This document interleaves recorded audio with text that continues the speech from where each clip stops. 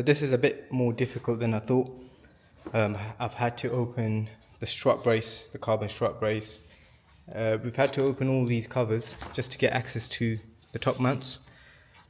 Another thing on this car is it's got these braces, which means I had to loosen this one. That side's fine because the bolts don't fall under this actual bracket at brace, but on this side, if you can see, we've got one bolt that sits right under this bracket. So I've taken all this cowl off here, removed that, and now I can start to take off the top mount bolts. You can see here, that's the carbon trim. I've loosened some of the bolts down here. I'm guessing once I take the top mount bolts off, I can just slide this down and then pull it out.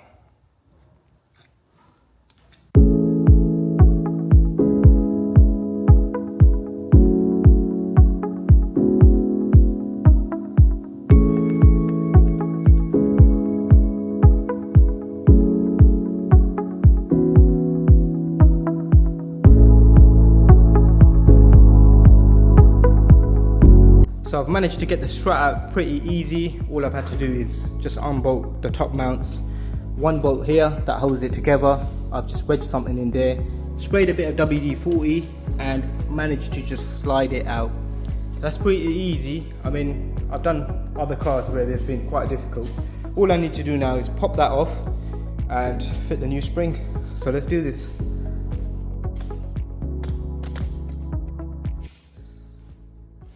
Now I know some of you guys may not approve of my method of taking these off, but I don't have any spring compressors, so it's going to have to do. I'm just going to have to do it in a way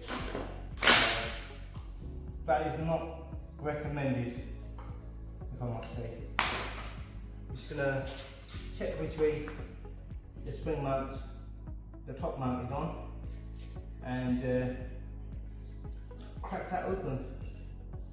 Spring goes down here. Alright. Hopefully it doesn't take my face off.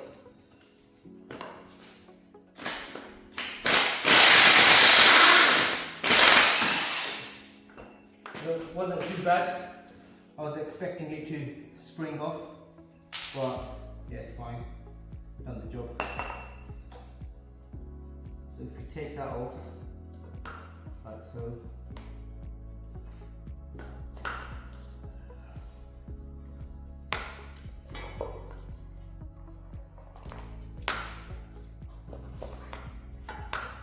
Put that spring to the side. Go back and spring.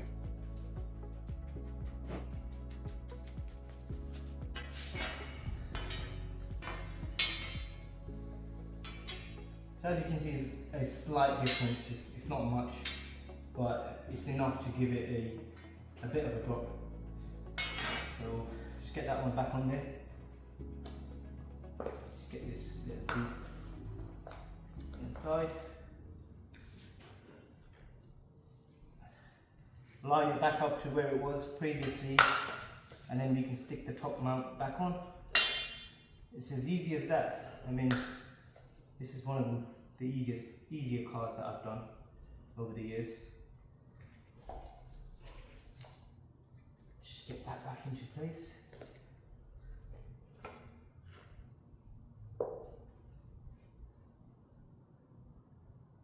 I'm going to try and line it up to where it should be originally. That looks like it's lined up. And then we can put this back on.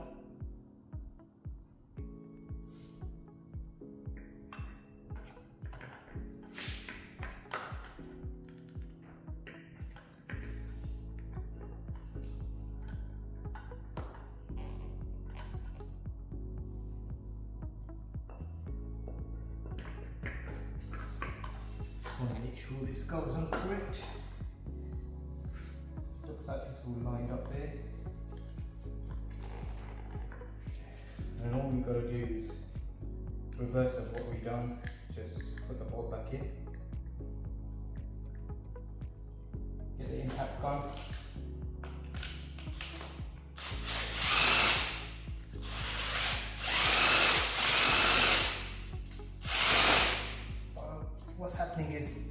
spinning around inside, so I have to get a hold of that somehow. And ouch, stick that back in.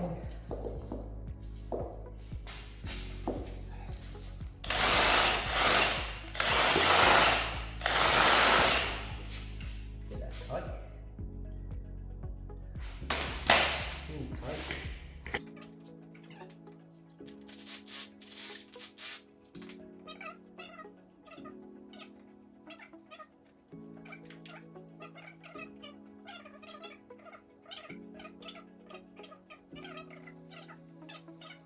Hopefully this works, because otherwise it'll be a pain in the arse.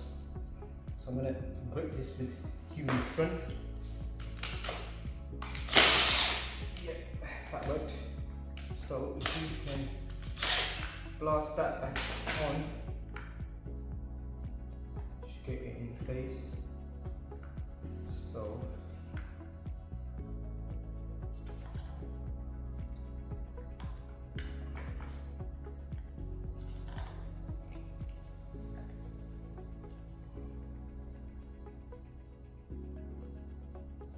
alright, round 2. So if I can grab this again, hopefully get it going properly this time.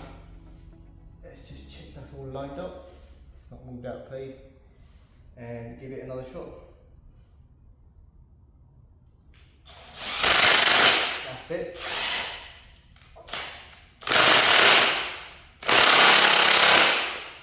Perfect. Alright. That's ready to go back in now. Seat is back down, and then you guys will see it in fast forward of it being put back in.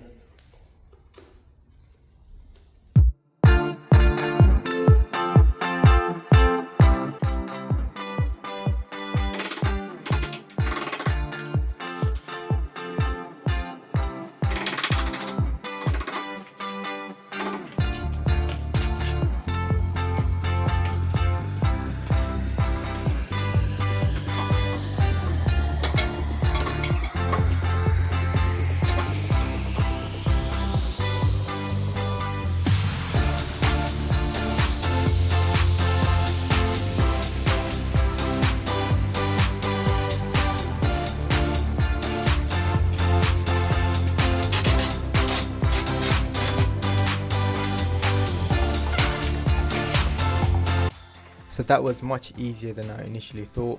Both sides took me about an hour to complete.